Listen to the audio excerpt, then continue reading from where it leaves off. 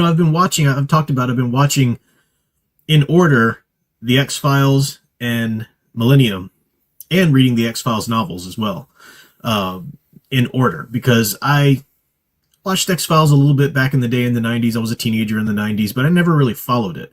I didn't, part of it was, well, I guess, did we have cable even at that point? I lived out in such a rural area that growing up, we had like an antenna that got NBC, like the local NBC affiliate, and that was all. No Fox, no anything. I think by the time I was a teenager, we first had the big satellite dish, and cable or whatever via antenna when it came along at first. I don't know. But for whatever reason, I didn't get into watching it, in order. And these were, I guess late 90s, you could really go out and maybe get DVDs of seasons or something, or VHSs of a season. But, it's kind of pricey, especially if you're a teenager. So I never watched it because I also knew that it was a very long, involved story. And yes, there are episodic shows or episodes where you can just watch and just have one single adventure, but there was a long-form narrative being told throughout the series, and I wanted to get in on that from the ground floor. So I just, it was always something in my to-do list that I get around to eventually.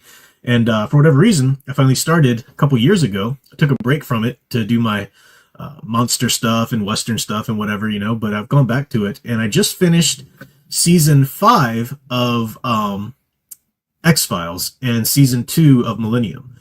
So tonight I'm going to go and start watching the first X-Files movie, Fight the Future, which I remember being out in the theaters when I was working as a projectionist in the movie theater, and I remember that movie being on, but I was like, all right, I'm not going to watch it because I need to watch the series first or whatever. So I'm working on that. But in X-Files, maybe we could talk about X-Files if you guys are big X-Files people.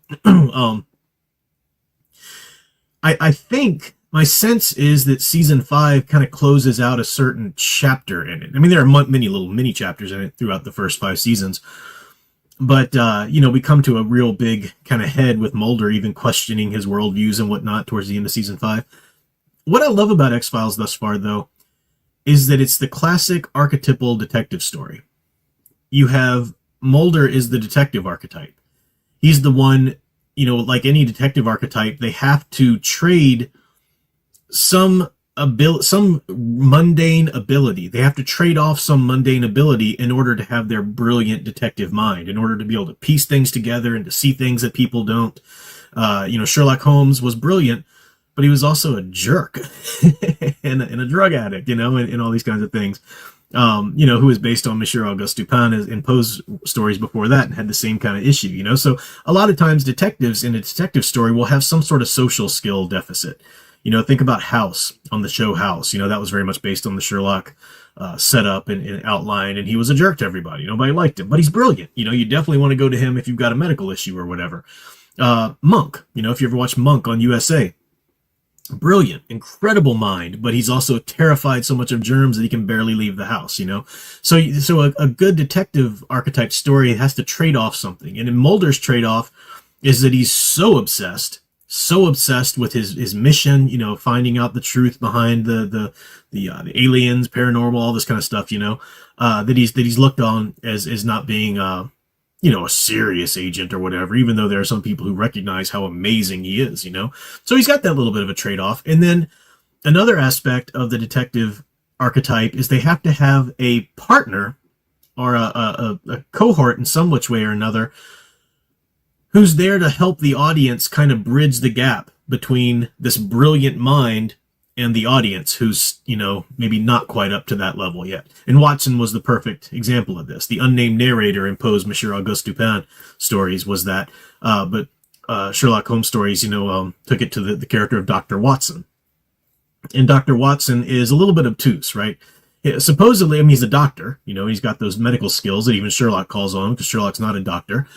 But the partner is sometimes a little obtuse. The audience needs to feel like they're smarter than the partner in some which way or another, because the audience knows that they'll never be as smart as the detective himself, as Sherlock himself, But if you can feel like you're at least a little bit smarter than the guy that the detective hangs out with, then you feel like, okay, well, I'm closer to the detective, than I would be otherwise, So we're getting it's funner. It's more fun to follow along and try to figure things out in that way.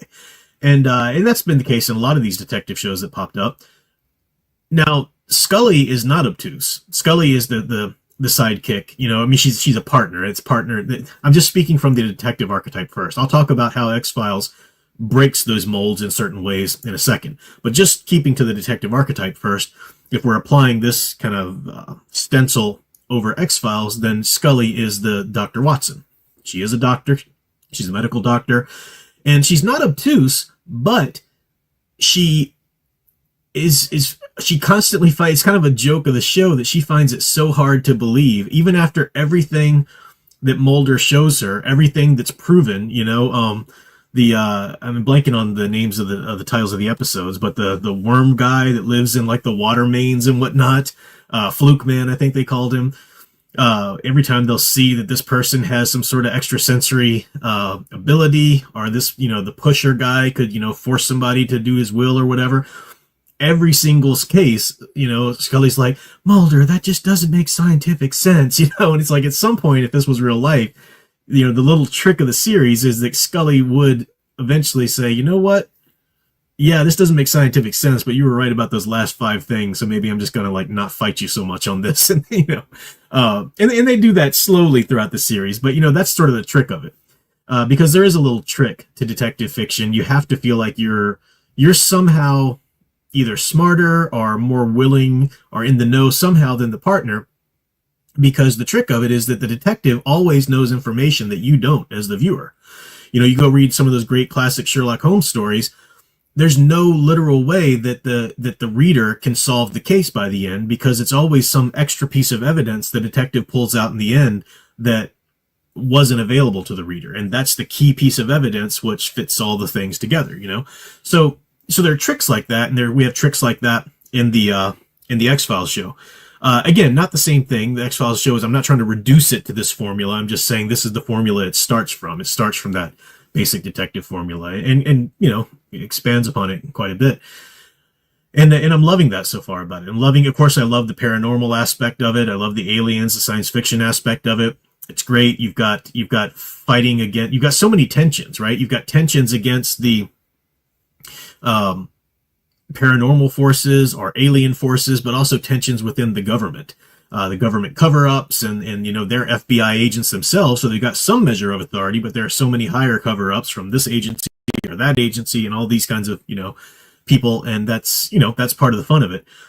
There's also the really fascinating dichotomy at work with the relationship of Mulder and Scully, in that Mulder has this incredibly open mind. He's willing, as he says, I want to believe, but he needs to find evidence. You know, he needs to piece it together, but he's way more open to theories and ideas, unless it comes to anything religious.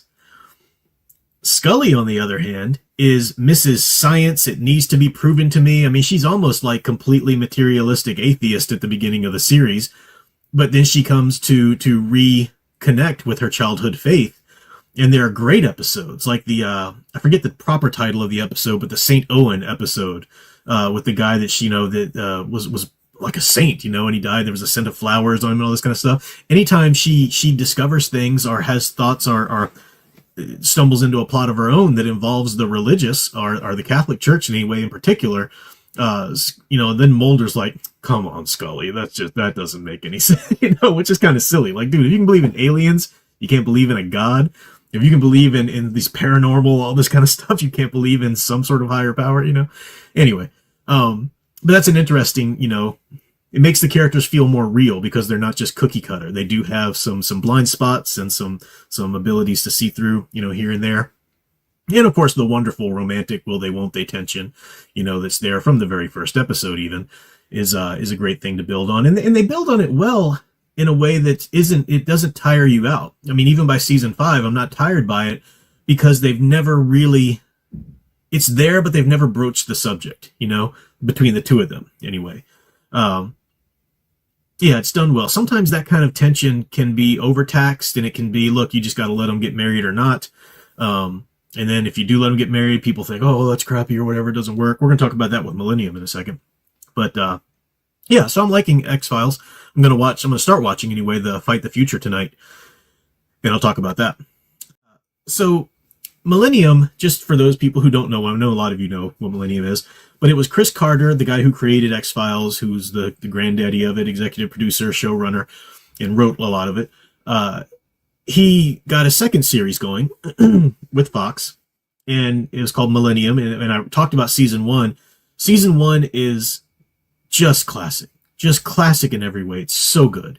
It's so good. He's a profiler from the FBI. He used to be at the FBI, but it really, like, getting into these criminals' heads, got into his own head so much, and there were people taking pictures of his house and sending him pictures, and that started freaking him out. You know, he didn't want to leave the house because he was terrified about his wife and daughter's safety.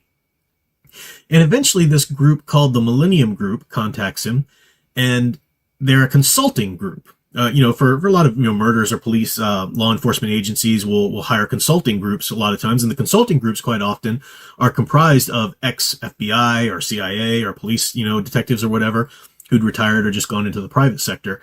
And that's what you know at the beginning of it. But it becomes obvious throughout the season one that Frank Black, the main character, he's not just seeing inside people's minds. Some of the producers for season one tried to say, we never said he was psychic. Yeah, you did. You can't lie about that. The episodes were very clear. He was seeing things. This wasn't just a trick of the camera so that the viewers could see what he was thinking about. No.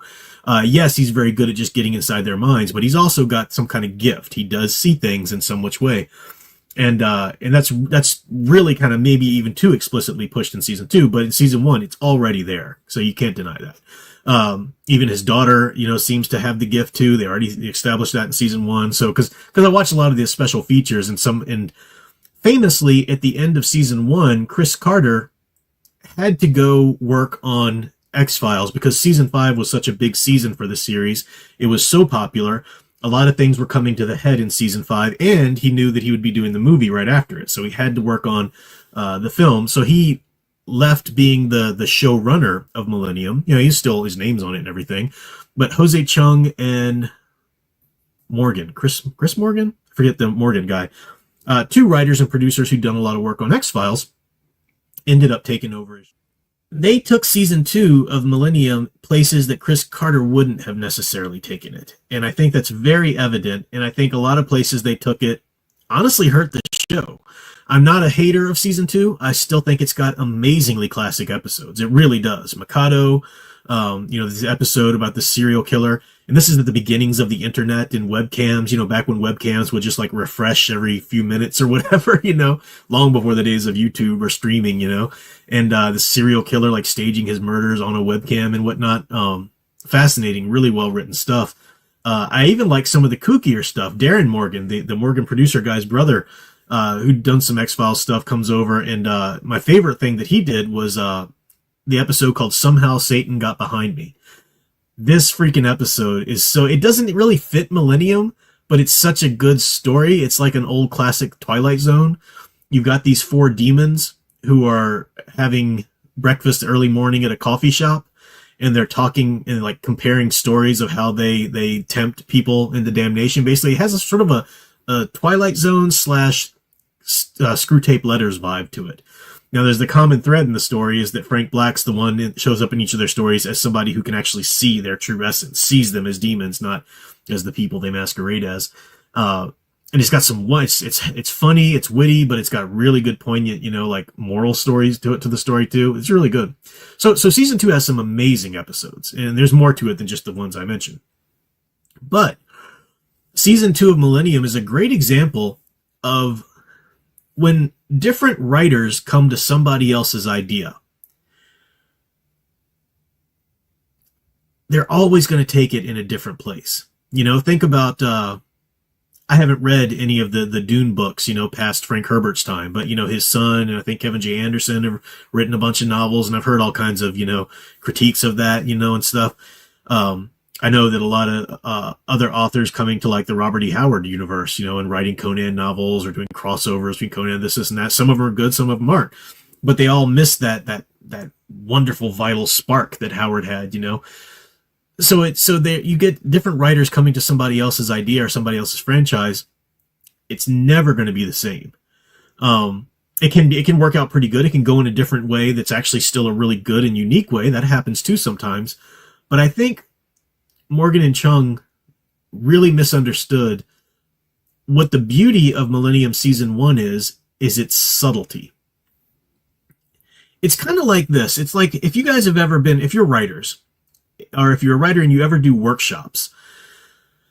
You know, I've done a ton of workshops. I've led writing workshops. I've participated in writing workshops, and they're vital. They're really good. They're vital if you're a writer, you know, and you get together with another group of writers, whether it's a school setting or just a friend setting or whatever, and you workshop each other's stories.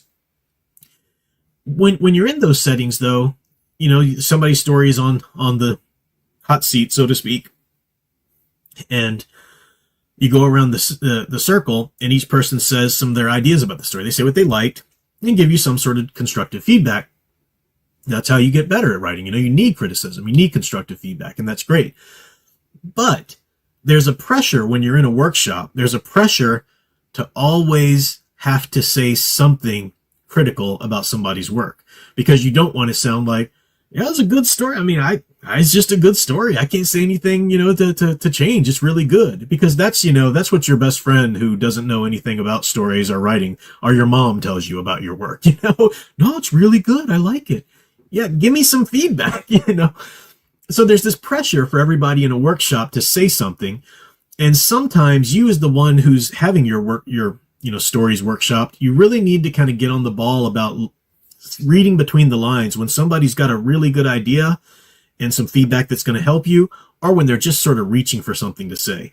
And one of the ways that they reach for something to say is they'll pick a character, or they'll pick a story element or a scene, and they'll go, I'd really like to know more about this, though. I mean, that was so interesting. We should really know more about that. I mean, maybe develop a little bit why he said that, because that was such an interesting thing. And that's sort of the patent answer.